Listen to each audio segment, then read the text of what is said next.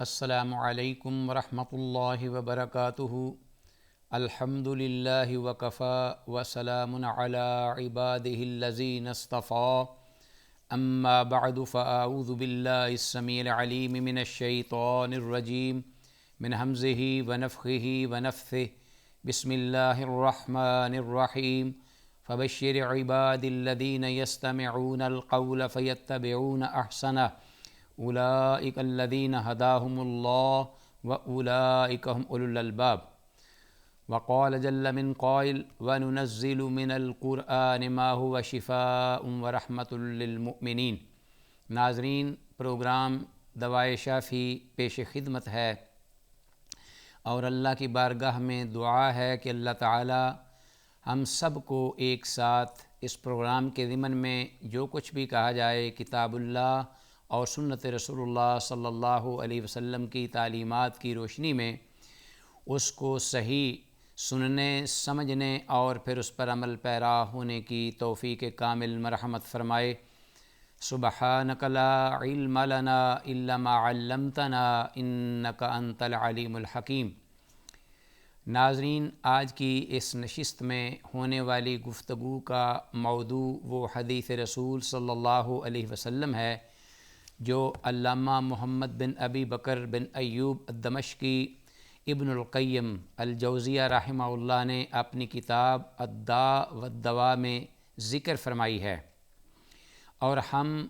پچھلے پروگرام میں اس حدیث کے آخری الفاظ پر تھے، تو ٹائم کی کمی کی بنا پر ہمیں وہ بقیہ حصہ اس پروگرام تک ڈیلے کرنا پڑا۔ آج ہم انشاءاللہ اسی حدیث مبارکہ سے آغاز کرتے ہوئے آئندہ کی گفتگو کی طرف آئیں گے۔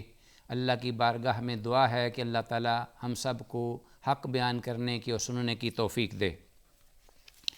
ناظرین، مؤلف رحمہ اللہ نے جو اپنی اس حدیث پر عنوان ذکر کیا تھا، وہ عنوان اور اس کے الفاظ تھے القرآن شفاء، کہ قرآن شفا ہے، اور غالباً مؤلف رحمہ اللہ نے یہ عنوان قرآن حکیم کی اس آیت مبارکہ سے اخذ کیا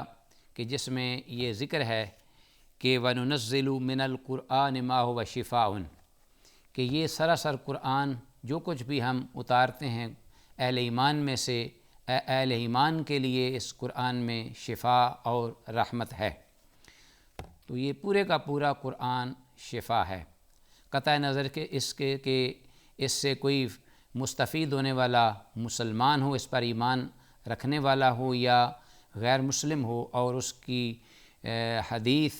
کے ذریعے انہوں نے تائید فرمائی۔ وہ حدیث ہمارے زیر مطالعہ تھی، وہ حدیث جو حضرت ابو سعید خدری رضی اللہ تعالی عنہ سے مروی موجود ہے صحیحین میں، اور خاص طور پر صحیح بخاری میں بڑی معروف حدیث ہے، جس میں اس بات کا ذکر ہے کہ صحابہ سفر پہ تھے، اور اسی طرح انہوں نے اپنی پیاس اور بھوک کو مٹانے کے لیے وہاں ایک مشرک عرب بستی تھی، وہاں قیام کیا اور ان سے ضیافت طلب کی، لیکن انہوں نے انکار کیا۔ اللہ نے جو حقیقی رزاق ہے انہی کے ذریعے ان کو کھلانے کا ارادہ فرمایا۔ اس بستی کے سردار کو کوئی موذی جانور یا بچھو یا سانپ نے ڈس لیا، تو وہ کرب میں چیخنے، چنگاڑنے، چلانے لگا، تو بستی والوں کو فکر لاحق ہوئی، تو وہ وہاں آخر کار ان کے پاس، صحابہ اکرام کے پاس آئے اور ان سے علاج کی بابت دریافت کیا۔ تو ایک ان میں سے ان کے صحابی، انہوں نے یہ بات کی کہ میں اس کا علاج کروں گا، اور اللہ کے کلام کے ذریعے دم کرتے ہوئے۔ تو اس پر ناظرین حدیث میں جو الفاظ ہیں آخری، اس میں انہوں نے ان سے یہ طے کیا، کچھ بکریوں کے عوض انہوں نے دم کیا، اللہ نے شفا دے دی۔ اس کے بعد انہوں نے یہ طے کیا کہ ہم بکریوں کی تقسیم رسول اللہ صلی اللہ علیہ وسلم کی خدمت میں حاضر ہو کر انہیں اس بارے میں بتا کر آپ سے رہنمائی لے کر کریں گے۔ تو وہ جب آپ صلی اللہ علیہ وسلم کے پاس آئے تو آپ نے دریافت فرمایا کہ آپ کو کس نے یہ بتایا تھا کہ یہ ایک دم ہے؟ تو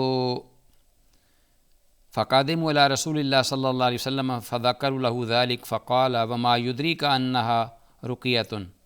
کیسے آپ کو علم ہوا کہ یہ اتنی تاثیر رکھنے والی یہ سورہ مبارکہ ہے، سورہ الفاتحہ، جس کا انہوں نے دم کیا تھا۔ فقدموا علی رسول اللہ صلی اللہ علیہ وسلم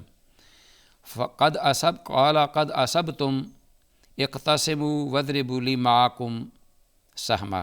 تو آپ صلی اللہ علیہ وسلم نے صحیح ہونے کی وہاں سٹیمپ لگا دی، مہر لگا دی، مہر نبوت، کہ یہ آپ نے جو کیا وہ ٹھیک اور درست کیا۔ قد اصبتم کے الفاظ بڑے ہی زیر غور ہیں کہ رحمت عالم صلی اللہ علیہ وسلم نے اس عمل پر سچائی کی اور درستگی کی، صحیح ہونے کی مہر تصدیق ثبت کر دی، تو وہ ہمارے لیے قیامت تک کے لیے دین بن گیا، ہمارے لیے یہ عمل مسنون اور باعث منفعت دین اور دنیا ہر اعتبار سے یہ باعث ثواب اور اجر ہوا۔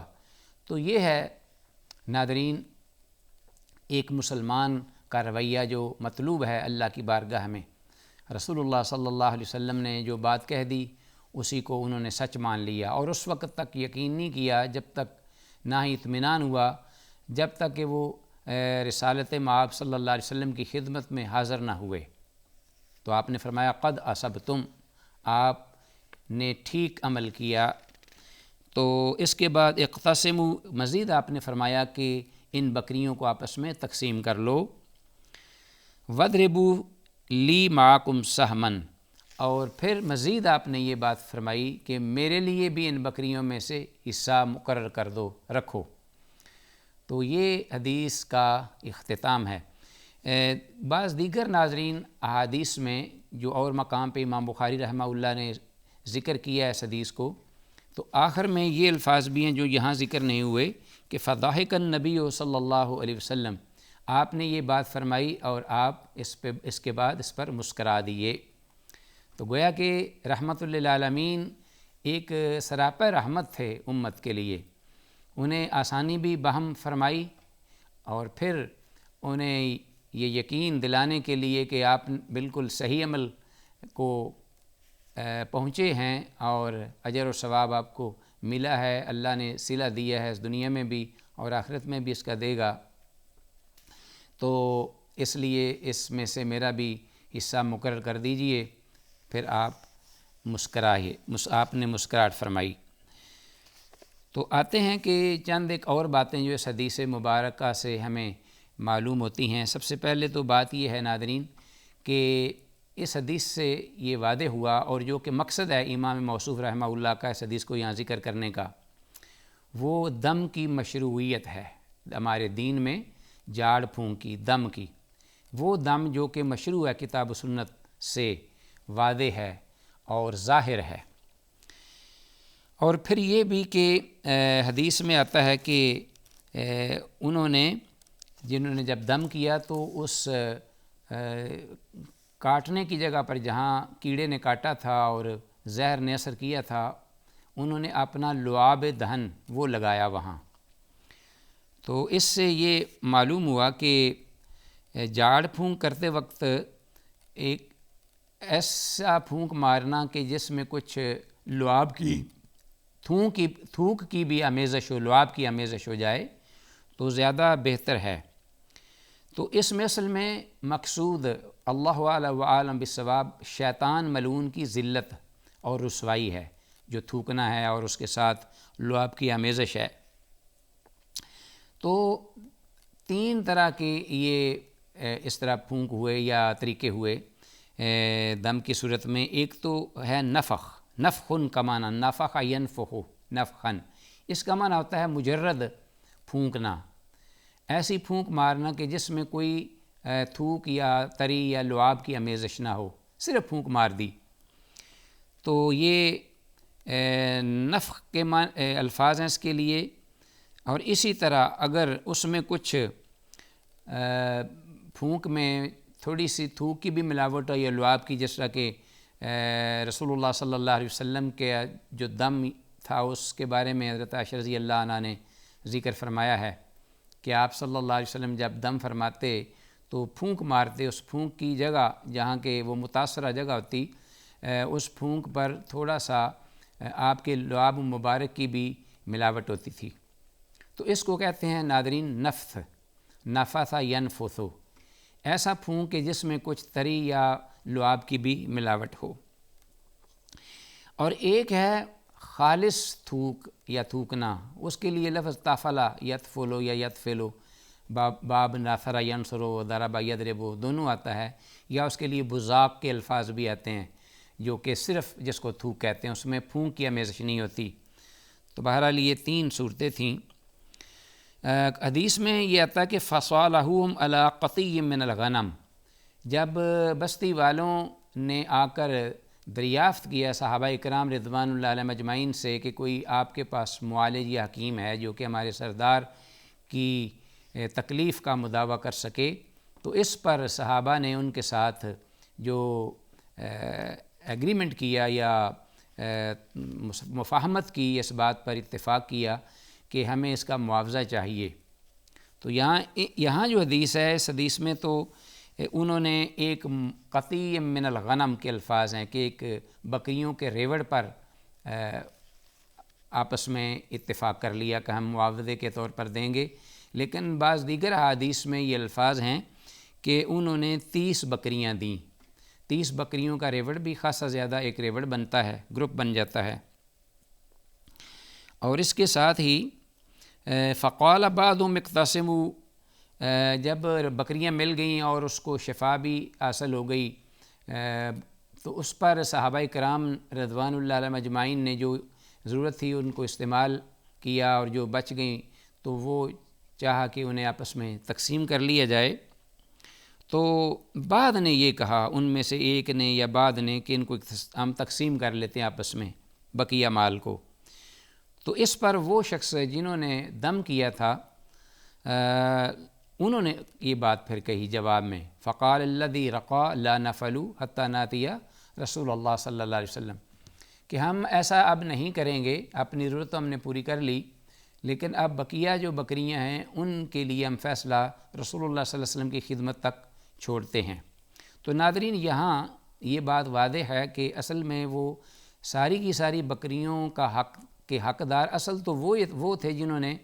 ان سے مصالحت کی بستی والوں سے اور دم کیا، تو حقدار تو وہ تھے، معاوضہ تو ان کا تھا، لیکن ایک استحسان کے طور پر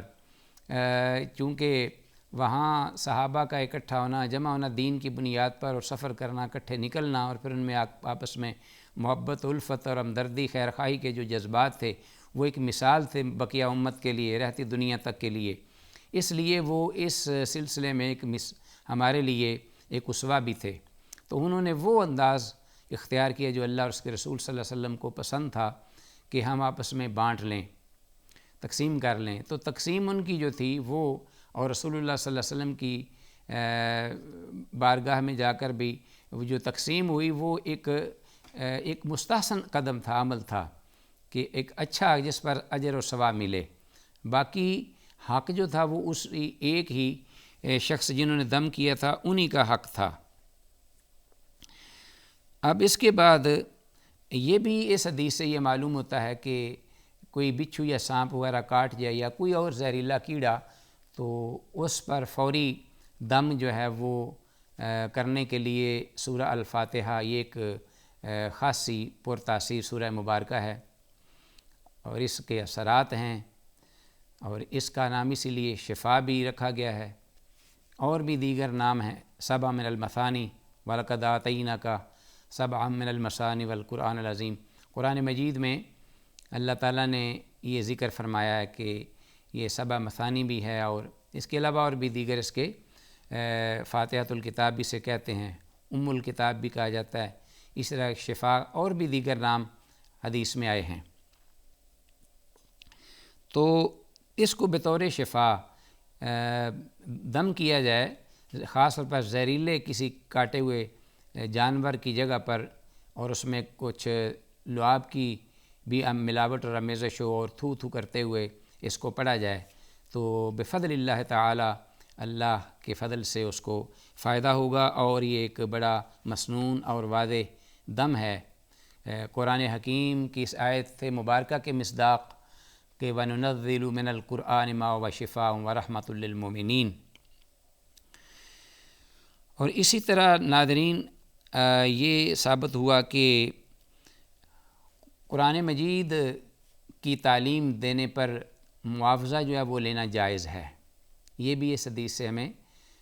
یہ درس ملتا ہے، ایک فائدہ حاصل ہوتا ہے۔ بہت سارے لوگ اس بارے میں پوچھتے ہیں، اور جو اچھے اور نیک لوگ، مخلص لوگ ہیں، وہ چاہتے ہیں کہ ہم خلق خدا کا بھلا کریں، اور پھر وہ ڈرتے بھی ہیں کہ اگر ہمیں کوئی معاوضہ دے دے تو اس پر ہمارا کہیں وہ اجر اور ثواب تو ختم نہ ہو جائے۔ تو ہم تو اللہ سے سب سے پہلے اجر مانگتے ہیں، اس سے اس کا صلہ آخرت میں چاہتے ہیں۔ تو بہرحال یہ حدیث ان کے لیے ایک تسلی اور تشفی ہے کہ جس میں اللہ کے رسول کے صحابی انہوں نے قرآن مجید کی ایک سورہ مبارکہ اس کا دم کیا، اور پھر اس کے بعد سارے صحابہ نے مل کر اس کا معاوضہ طلب کیا، معاوضہ بھی دے دیا گیا، اور پھر معاوضے پر وہ اللہ کے رسول صلی اللہ علیہ وسلم کی طرف سے مہر تصدیق بھی ثبت ہو گئی، تو یہ جائز ہوا۔ اسی طرح اگر کوئی قرآن مجید کی تعلیم کے علاوہ کوئی دم وغیرہ کرتا ہے یا جھاڑ پھونک، تو اس کے لیے بھی اجرت طے کی جا سکتی ہے۔ امام شافعی رحمہ اللہ اس بارے میں فرماتے ہیں کہ دم کرنے والا خود مطالبہ نہ کرے، مقرر نہ کرے، اگر اسے مل جائے تو وہ اس کو لے لے اور اللہ کی طرف سے ایک عطیہ سمجھے۔ حضرت حسن بصری رحمۃ اللہ علیہ نے خود 10 درہم جو ہے بطور اجرت کے دیے تھے۔ اور یاد رہے کہ یہ بات ناظرین کہ یہ معاوضہ قرآنی تعلیم کا نہیں، بل اس وقت کا ہے جو کہ قرآنی تعلیم دینے والا جو ہے وہ اپنا وقت دیتا ہے، اور وقت کے تعین کے لیے وہ ذمہ داری ادا کرتا ہے، تو اس کے عوض میں اس کو یہ معاوضہ دیا جاتا ہے۔ اور حضرت عبداللہ بن عباس رضی اللہ عنہما کی حدیث بھی واضح ہے کہ ان احق ما اخذتم علی اجرا کتاب اللہ، کہ رسول اللہ صلی اللہ علیہ وسلم نے فرمایا کہ سب سے بہتر جو اجر تم لیتے ہو وہ اللہ کی کتاب ہے، قرآن مجید۔ تو اس کو پیشہ نہ بنائے، اور جو شخص ماشاءاللہ صاحب ثروت ہے وہ اگر مفت بھی تعلیم دے دے تو اس کے لیے ایک بہت بڑا اجر ثواب ہے۔ ہم اسی پر ہی اپنی بات کا اختتام کرتے ہوئے اللہ سے اس پہ عمل کی توفیق چاہتے ہیں۔ جو کچھ کہا سنا ہے اللہ سے دعا ہے کہ اللہ اس پہ عمل کی توفیق دے۔ السلام علیکم ورحمۃ اللہ وبرکاتہ۔